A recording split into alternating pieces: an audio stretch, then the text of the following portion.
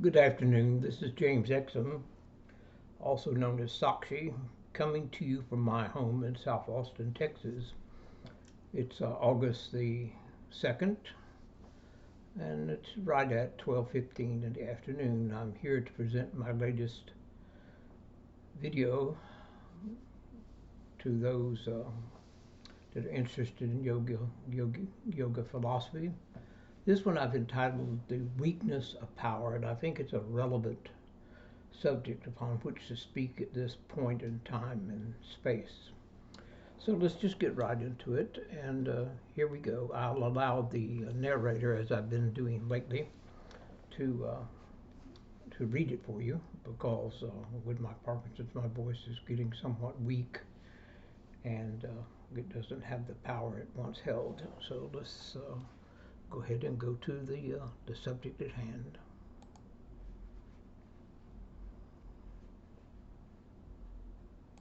The Weakness of Power. James H. Exum/Sakshi. Austin, Texas. Copyrighted August 2nd, 2026. All rights reserved. A kingdom over others may be won in a season and lost in an afternoon. Sakshi.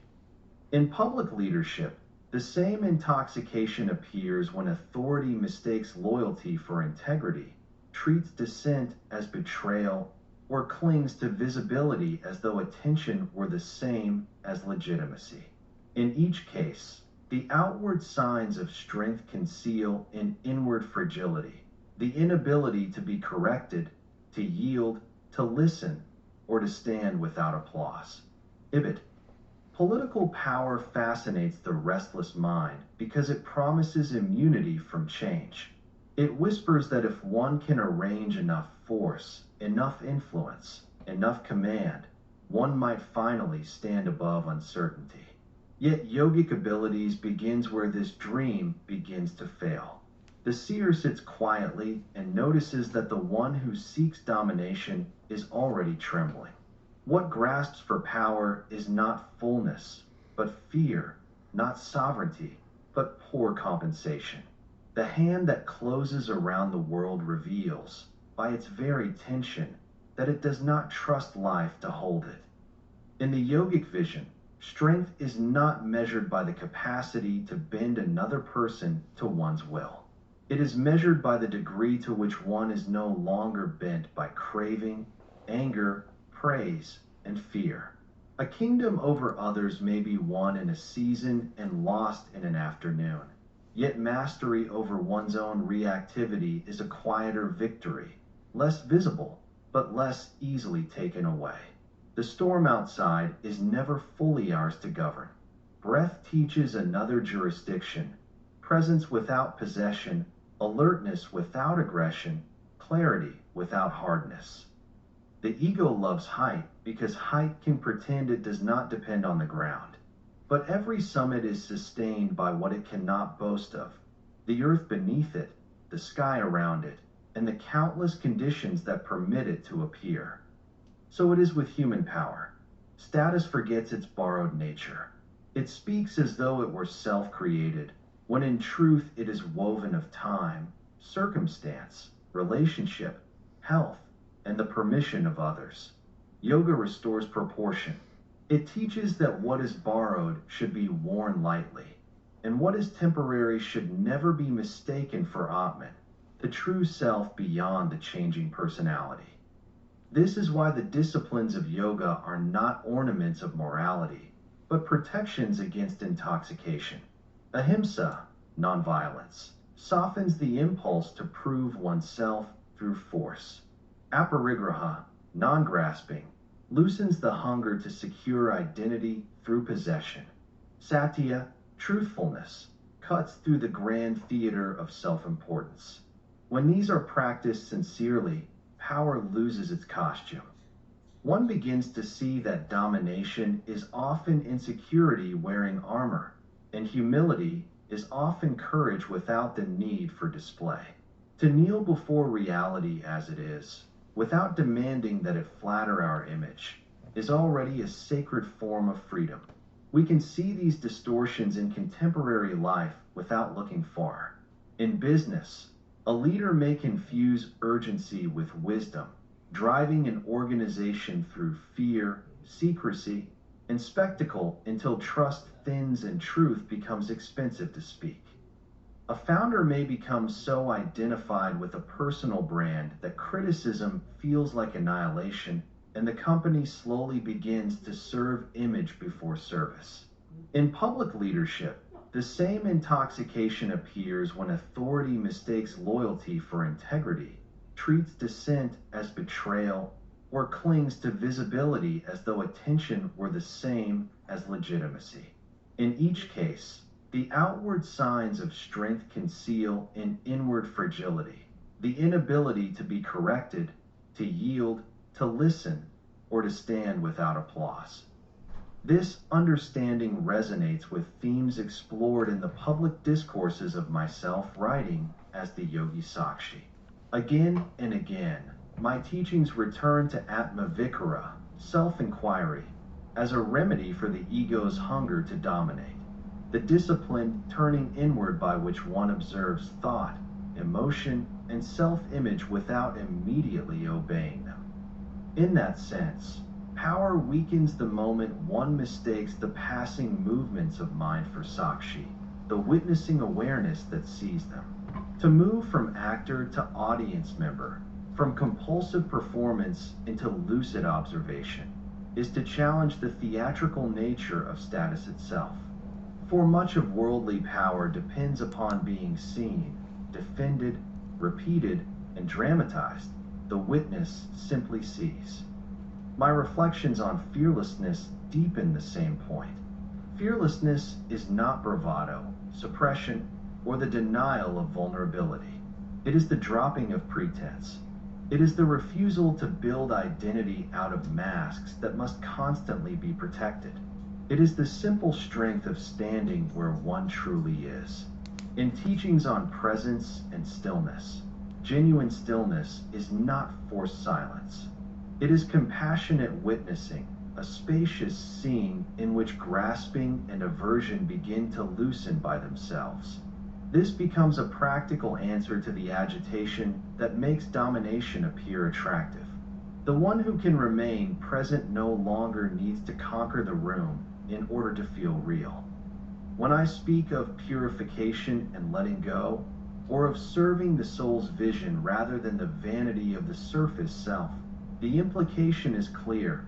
Power becomes corrupt when it is severed from inward clarity and used to fortify illusion. Even my reflections on Dharma, right action aligned with truth, choice, and the path one walks return to the same conclusion. Right action does not arise from the ego's need to appear important, but from a subtler fidelity to reality. Read in that light, the corruption of power is not merely ethical failure. It is spiritual confusion, the forgetting of Atman, the true self, in favor of role, image, and applause. Its healing begins when one becomes inwardly honest enough to lay those disguises down. Adi Shankara's Vedantic writings sharpen this insight with uncompromising clarity. In works such as Vivekachudamani, the crest jewel of discrimination, and Atma Bodha, knowledge of the self, the aspirant is trained in Viveka, discrimination between the real and the transient, between the witnessing self and the changing costumes of body, mind, role, and possession. From that standpoint, power is weak because it belongs to the field of what changes and therefore cannot bear the weight of ultimate identity. What the ego calls strength is often only a deeper entanglement in Maya, illusion, or misperception, the spell by which the impermanent is mistaken for the abiding and the borrowed is treated as essence.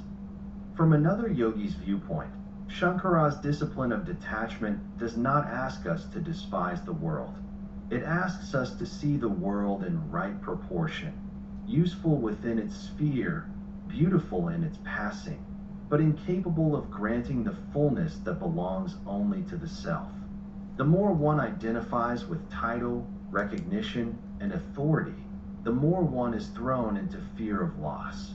The more one rests as awareness itself, the less one needs to rule appearances.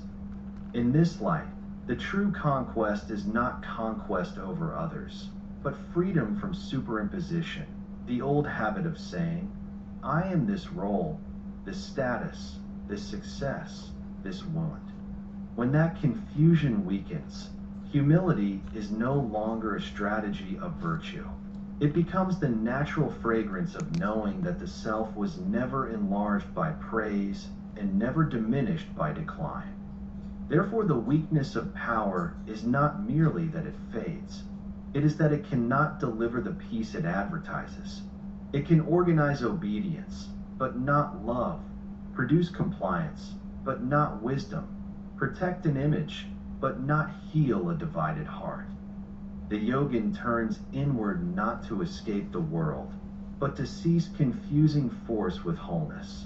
In the stillness beyond performance, another kind of power is discovered, the power to relinquish, to listen, to endure, to bless, to remain undeceived. This power does not shout because it does not need to conquer.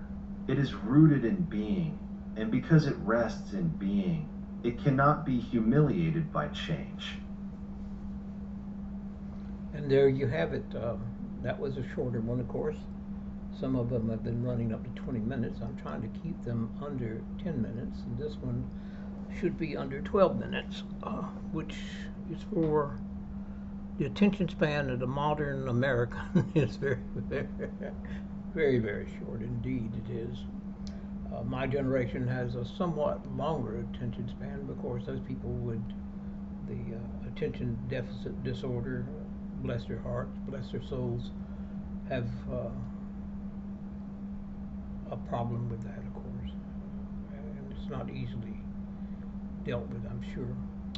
So there it is. This is, of course, an essay. Most of these are essays. This is an essay. They're either discourses or essays. This batch I'm doing lately I'm terming essays. The whole point of this was that power basically feeds off of itself, and it's not necessarily good for the general populace. We're dealing with a power in office now that does everything it can to climb and maintain its status quo at the same time, with hook or crook, as they used to say, using hook or crook, as they used to say. But there are millions of us and few of them. Keep that in mind. There are millions of us and few of them. So I'm going to close here, and I'm going to do it in my habitual manner by saying, be good to yourself, be good to others, and be good to strangers. And who knows? Maybe within a short amount of time, or even a longer, it's coming. We will return to the status quo of nonpartisan and getting along with our neighbors, and the prices coming down, and the war hawks dying off, thank goodness, and so forth. I'm not saying that against any particular person. I'm just saying that in general. War hawks really have no place in this world. They have their own agenda. So thank you again for coming, and I'll see you in the next video. Again, take good care of yourselves out there, folks, and have a nice Sunday afternoon, and goodbye to you. Thank you again. Goodbye.